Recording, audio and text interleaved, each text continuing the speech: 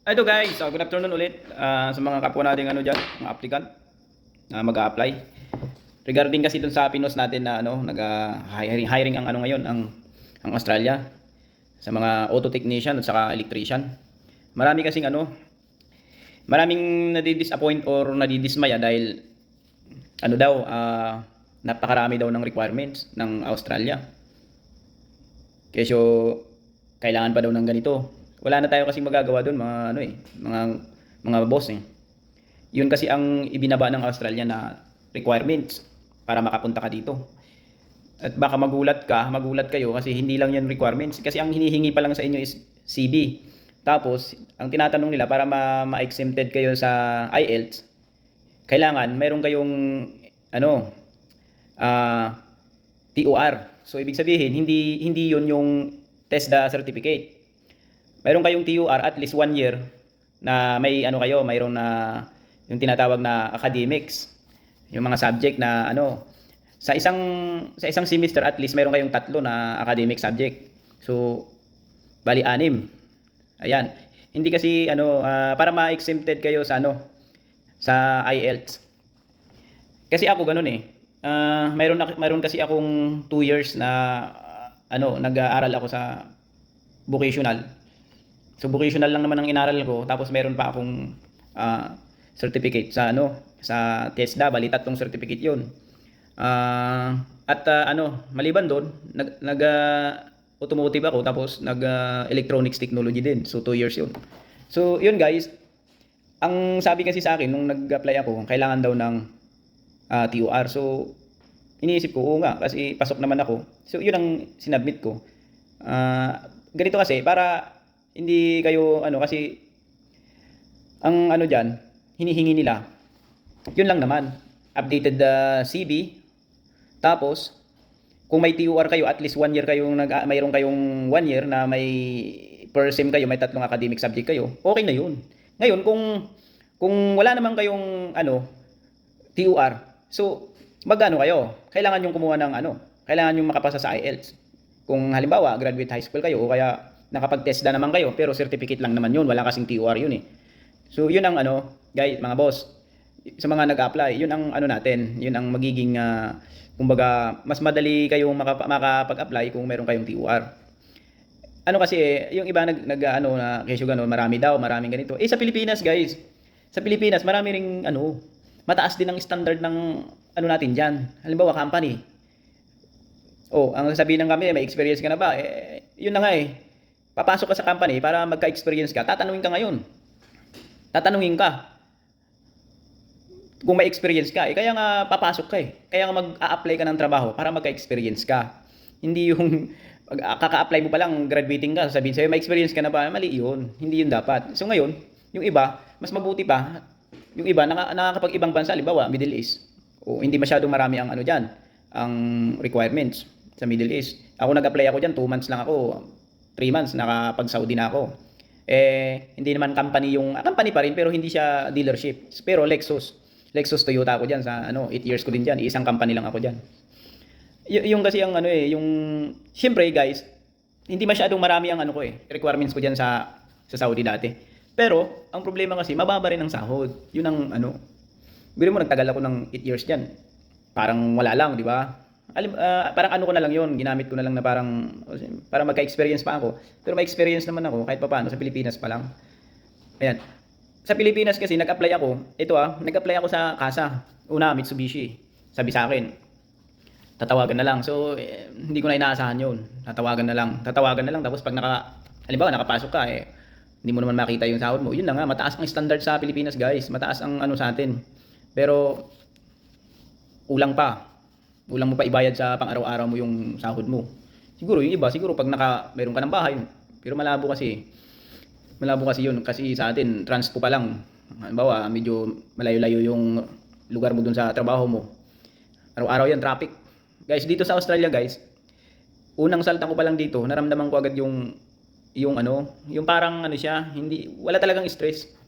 Although nung una naglalakad ako pero hindi traffic. Malapit lang yung work. So mga 5 minutes, 10 minutes lang nalakarin, malapit lang yun. Halimbawa, exercise mo na rin yun. Tapos maaga pa ako umuwi. Oh, the rest noon, makapagpahinga ka, hindi ka stress talaga sa oras. So, sumusunod talaga sila sa oras dito, hindi kagaya sa atin, napakataas ng standard. Tapos, talagang ano, bugbugan din naman ang trabaho diyan, pero maliit lang ang kita. Hindi man lahat, pero mostly kasi, guys, na ano, marami akong nakita na nagwo-work diyan na para lang masabi na may work, pero kung tutuusin, wala naman talagang ano eh. Kunti lang ang kita talaga. Dito sa ano, kaya tiyagain nyo na makapag-apply. Kasi ako dati, ano ko din yan, parang iniiwasan ko rin yung mag-apply dito sa Australia dahil sabi ko nung una, napaka ano, masyadong, sabi ko pa nga, masyadong maraming requirements. Pagdating naman doon, pare-parehas naman, sabi ko. Pare-parehas naman na alam mo naman yung gagawin, ganun pa nga ako noon eh. So, mali yung katwiran kasi yung ganun.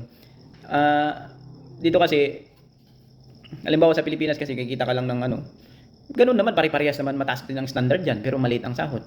Ganun din naman dito. Marami ring hihingin sa'yo na requirements, pero pagdating mo dito, hindi, ano, hindi ganun. Talagang, may tax kung may tax, pero mayroon ka pa rin, ano, hindi kagaya sa Pilipinas. Tsaka, payapa ang magtrabaho dito. Halimbawa, mayroong naman nagkukwento na ganun, depende rin, pero mostly kasi maganda ang Australia sa isa sa magandang ano bansa punta ng mga skilled worker katulad natin. So, ayan, kung sinasabi ng ibang bansa na maganda, maganda naman, isa nga ito eh. Ito ang isa sa bansa magandang magpasahod sa mga skilled worker. So, yun mga boss, ganun lang naman. Kung dadamihan kayo sa requirements, it's just a requirements. Requirements talaga yun. Lahat naman may requirements. Hindi naman tayo pwedeng pumunta dito na ganun-ganun lang. Ganun-ganun lang. Kasi yan, yung requirements niya, halimbawa, naipasa mo lahat yan. Oh. So, kung naipasa mo lahat, magkakaroon pa ng assessment sa mga documents na ipinasa mo. Oh, hindi basta-basta nagpasa ka na, okay na. Ganon, proseso. Ang proseso kasi dito, mga 7 to 10. 7 to 10 months, yun ang proseso dito. Yung iba nga, 6 months, nakakaalis na. Ano yun na guys, 482 yun, 482 visa. So, mas maganda mag 482 visa na kayo kaysa yung mag 400. Aywan ko kung meron pa. Pero, mahirap kasi after 3 months, sasabihan ka na kailangan mag-renew ka na. Oh. So, hindi mo, medyo, ano yun, medyo mahirap na, ano yun. Marami kang ano, imbis na makapag-focus ka na sa trabaho mo bilo mo 3 months pa lang mag-aano ka na naman, babayad ka na naman ng ano for renewal o mag-aano ka na, mag 482 ka na. So diyan pa lang mag 482 ka na. So yan lang guys, ano lang, tiyagain niyo lang. Walang nakukuha sa paspasan o kaya walang nakukuha sa shortcut. Daan muna kayo sa proseso talaga. Pagdating niyo naman dito after 1 year, after 2 years, kumbaga sa ano kumbaga sa ano okay na. Medyo, sa unang taon, siyempre, unang buwan, unang pangalawa, pangatlo, medyo may ano pa rin yan. Pero lahat naman napapasukan natin, dadaan tayo dun sa ano Meron pa rin medyo hindi naman natin sinasabing pagpunta mo agad dito sa Australia mayaman ka na. Hindi ganoon.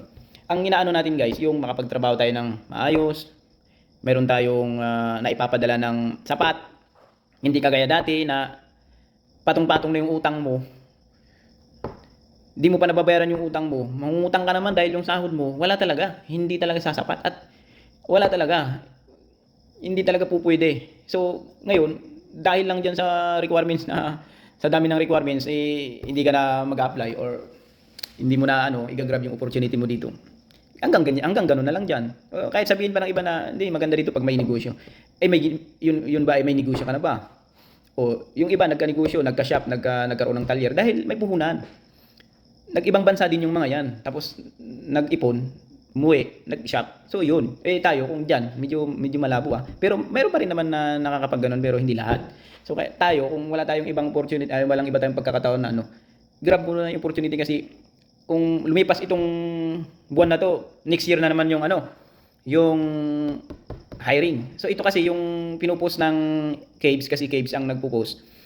Urgent yan, urgent. So, i-grab nyo na. So, yun lang guys. Huwag kayong maano dyan sa maraming requirements. Lahat ng napunta dito, dumaan sa mga requirements na yan. Walang nagpunta dito, walang ipinasa. Lahat yan meron. So, yun lang. Tiyagain nyo lang guys. Hopefully, kayo. Ano yan, pag natapos yung interview, na-select ka, umpisa na yan, magpapasa ka na ng mga requirements mo dyan. Lahat ng hihingin sa'yo, ipasa mo agad kung mayroon ka. Kasi ako noon, ganyan. Umuwi pa ako sa amin. Umuwi ako dun sa pinag-aralan ko dun sa Biskaya, tapos sa Baguio. Yun. Kinumpleto ko yun. Tapos yung mga certificate, yung test na certificate mo or yung saan ka nagtrabaho, yung COE. Yun. Kailangan yan lahat, ipapasayan lahat. So yun lang naman. ano naman, step by step yan. Hindi naman, hindi ka pupwersahan na pag hindi mo pinasa ito ngayon, wala ka na. Hindi ganun. Iano ka, tutulungan ka pa rin. Tutulungan ka dyan kung ano yung dapat gawin. So, yan lang. Siyempre, may amount din yung mga yan. Hindi natin ano yan. Sa ano, kasi ganun talaga eh. Wala naman, punta ka dito libre. Gagastos ka talaga yan. Pamasahin mo pa lang, gastos mo na yun. Pangkain mo, pag nag-apply ka, gastos mo na yun. So, tiyaga lang. Ako noon, ginagawa ko, nag-work ako habang nag-apply. Nag-work ako sa Quezon City habang nag-apply ako dyan sa Makati. So, yun, sinasabay ko yun para may pang, ano ako, pang sundot-sundot sa ano, pag kailangan na ng agency. Papapuntahin ka ano doon sa agency, may pamasahe ka, siyempre ganun. Yun lang guys. Tiyagain nyo lang, yun. At sana, makaano kayo, makapasa sa interview. Yun lang. Pag nakapunta naman kayo dito, good, all goods na yan. Yan. Thank you guys. Maraming salamat.